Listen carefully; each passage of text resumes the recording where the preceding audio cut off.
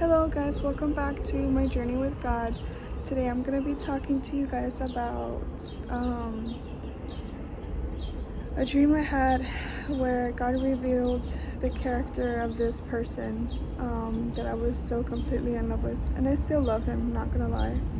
I still love him, but that doesn't mean that I'm gonna be with him or I still want to be with him, because God already told me through different ways that he wasn't for me, literally and metaphorically. Like, he wasn't for me. So basically in this dream I saw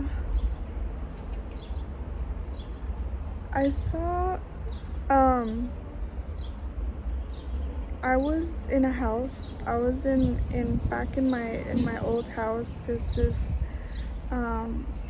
where I used to live. I used to live in a church, and in the perimeters of a church, and inside this perimeter there was my house and other apartments, where it was like a 5-acre land, and inside this land there was offices, dorms, warehouse, the church, apartments, is that, houses. And so I lived there. And so what I found really interesting is that I was in this, I don't live there anymore, and I was in this place, and I was in one of the buildings, and I remember I was just going around, and I finally, I was looking for someone, and then I saw another scene, and then it jumped to another scene where I was talking to this guy that I was in love with, and we were talking like we used to talk, like we normally do, like just friends, like he's a really nice guy, so he was just being really nice talking to me.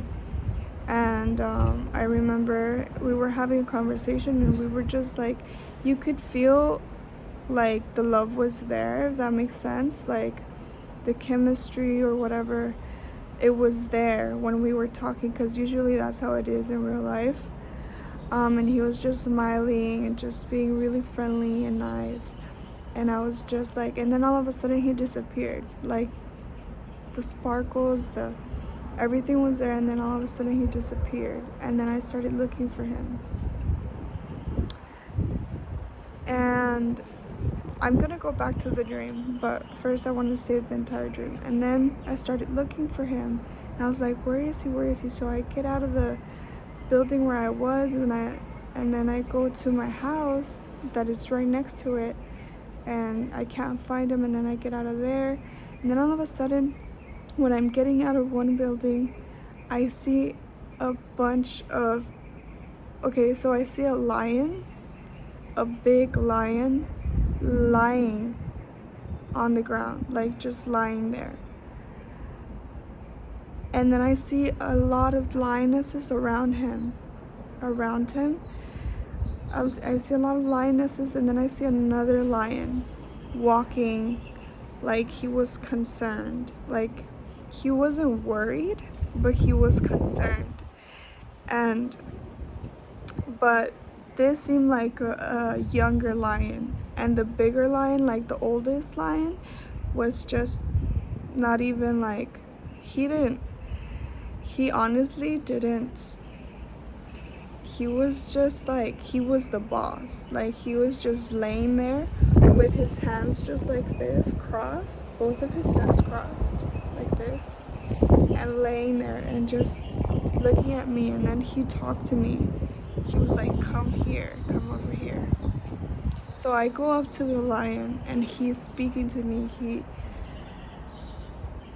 in a very manly, masculine voice, he said, you're safe. Like, basically telling me that he wasn't gonna harm me anymore, like that I didn't have to worry about it. So And then I look, and behind the fence, like behind this perimeter, this 5-acre land behind the fence where it divides the street and all the other apartments out in the world, I see him looking over here with his fist like this, going back and forth, and just looking at me like he couldn't come near me because those lions, and he was afraid of the lion and all the lionesses, and he couldn't come. He was it was like a restriction order almost. And he was mad, and he was pissed, and he looked almost like a creeper. Like from afar, he looked like a creeper watching from afar. And I think he had a knife, and if I'm not mistaken, I think he had a knife. And I was like, I got scared when I saw him, but then I saw that these lions were there to protect me. They were there too. And then the lion was like, don't worry about it. You don't have to worry about it anymore. He's not gonna do anything. And I was like, what? So then he tells me, and this is very significant as well, then he tells me, go and bring me a fillet. Go and bring me a fillet. And then I asked him, because I asked him, I was like, a fillet? Like, don't lions eat like dog food? Like, I don't know why I said that, but I said croquetas in Spanish means dog food. And then he kind of he kind of chuckled in a way, but he didn't chuckle. He was just like, oh my God, Diana, like, you still don't get it, you know? And then he said, bring me whatever you can, bring me whatever you have. And then I left, and when I was leaving towards bringing him the dog food,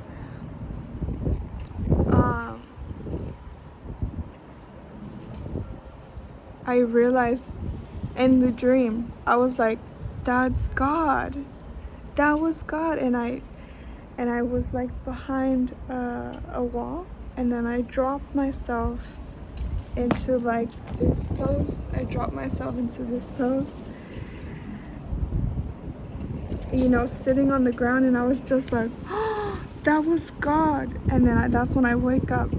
So basically, in the dream, what it meant is that since I was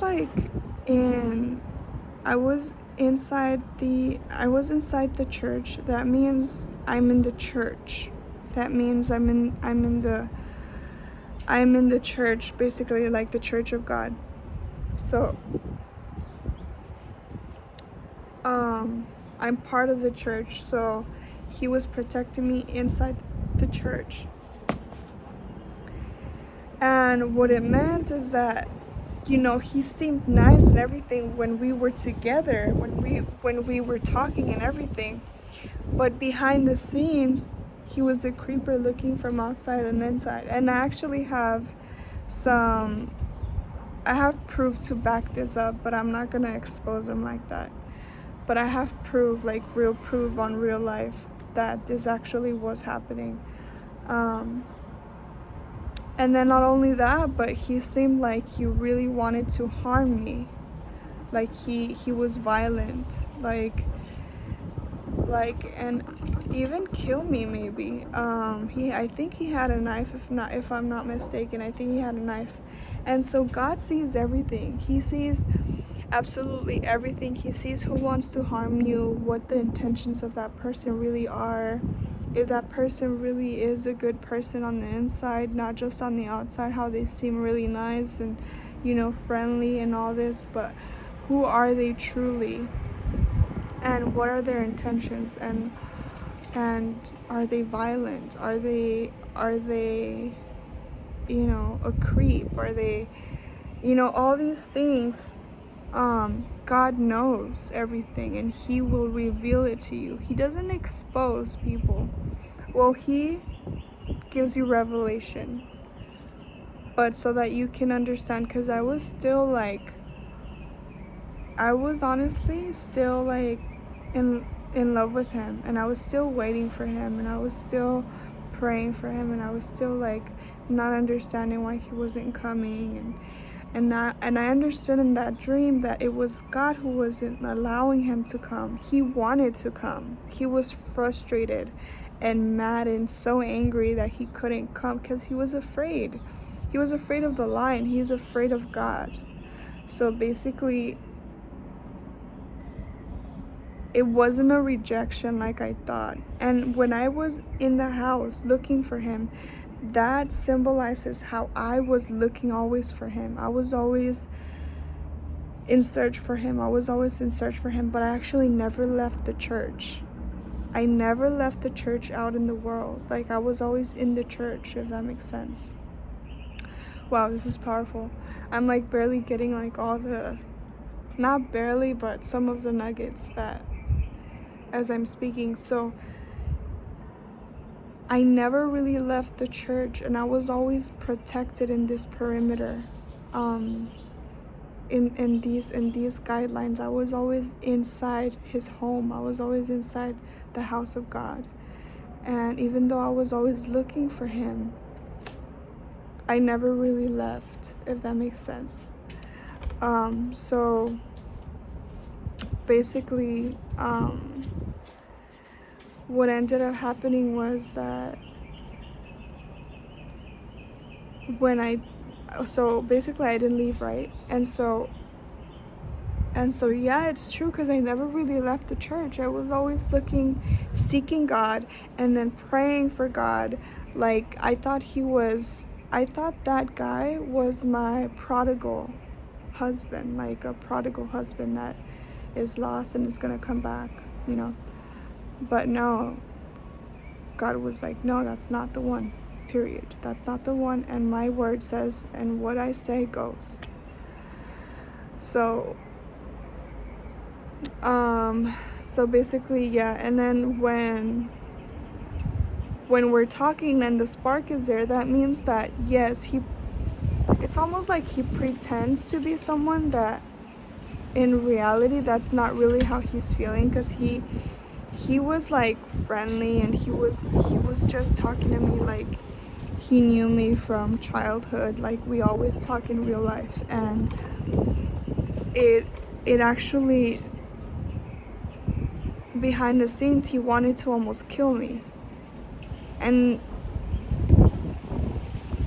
he actually sent some songs that I can like understand where he was mentally, and they were really toxic songs. Like, they were really like dark songs. Like, he was really in a dark mentality, in a dark mindset. And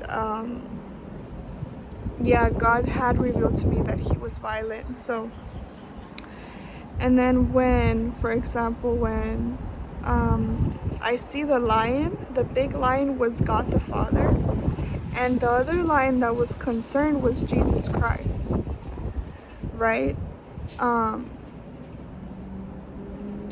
And these lionesses were beautiful. Like, they were beautiful. They were big and glorious, and they were just so beautiful.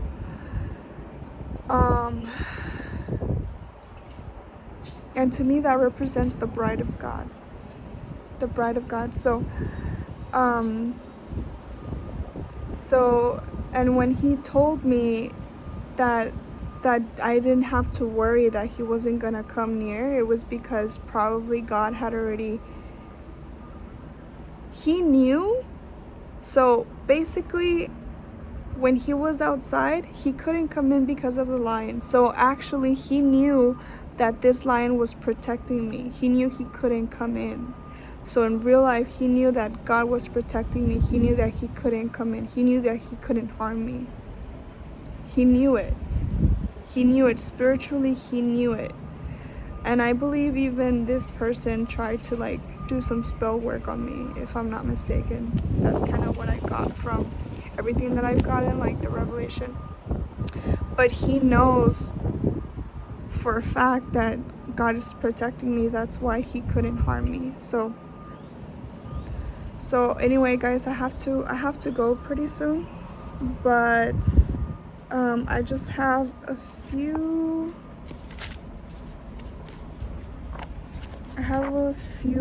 quotes. It says in Hosea 13:8, it says, I will encounter them like a bear robbed of her cubs, and I will tear open their chests. There I will also devour them like a lioness, as a wild beast would tear them. So guys, God is very sovereign, and he's very graceful and merciful. But whoever messes up with his cups, whoever messes up with it, they're gonna get it. They're gonna get it. If they don't repent of what they've done, they're actually going to the wrath of God. They're gonna see the wrath of God. So it also says in Jeremiah 49:19, it says, behold, one will come up like a lion from the thickets of the Jordan against perennially. So permanently, that's what it means. Watered pasture for an instant. I will make him run away from it, and whoever is chosen I shall appoint over it. For who is like me, and who will summon me into court? And who then is the shepherd who can stand against me? Nobody can stand against God. Absolutely nobody can stand against God. And that was another thing he revealed to me in this other mushroom trip that I had, was that this was a dream. This wasn't a vision or anything like that. This was a dream. But on the day that I got revealed when I did mushrooms, was also that some people have to hit bottom to understand who God is. So some people have to hit bottom to understand who God is, and that's what he told me, because he told me that justice was, because he was angry of what he had done to me and how much I had cried and like the heartbreak, and because I was I was suicidal. I was literally suicidal. And I don't think it was all necessarily, I was also going through a lot of spiritual warfare. I was almost about to kill myself. And so God sees everything, and he's not okay with everything that goes down on earth. He's not okay with it. And he basically told me that he was gonna get it, and he showed me what was gonna happen to him.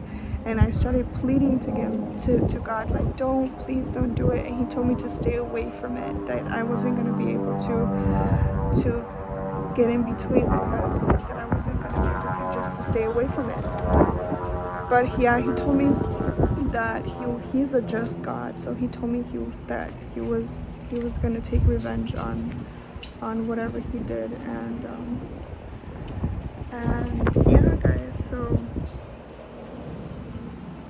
okay, and then Jeremiah 38, it says, he shall come about on the day, declares the Lord of hosts, that I will break his yoke from their neck, and I will tear off their bonds.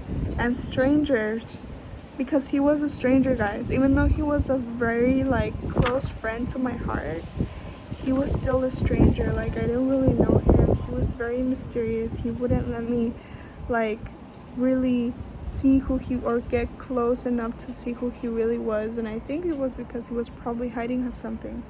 So it says, off their neck, and I will tear off their bonds, and strangers will no longer make them their slaves. I was a slave to this guy. Literally, I was a slave. Anything he if he manipulated me, I was okay. I was completely a slave to this person. How Jesus Christ wants us to devote to him, that's how devoted I was to this guy. That completely devoted.